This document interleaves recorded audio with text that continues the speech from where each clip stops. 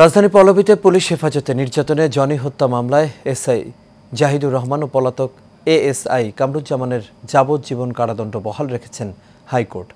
অপর আসামি এএসআই রাশেদুল হাসানের যাবজ্জীবন দণ্ড কমিয়ে 10 বছরের কারাদণ্ড ও রাসেলকে খালাস দেওয়া হয়েছে। ওয়ালিদ সিদ্দিকীর রিপোর্ট।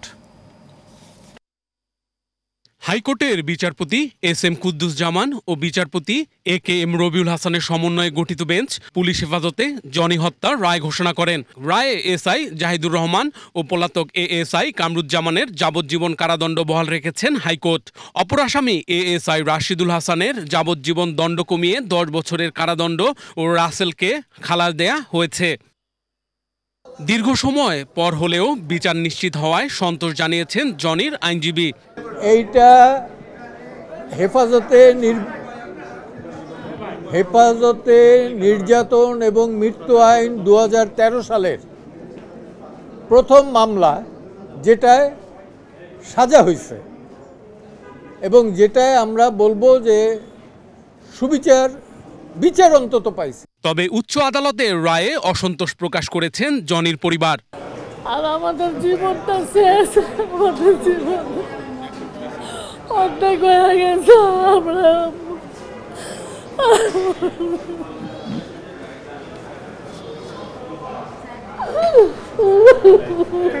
আমি যে মামলার পিছনে যে কি কষ্টটা করেছি, আমি পরিপূর্ণ রায় পাইনি।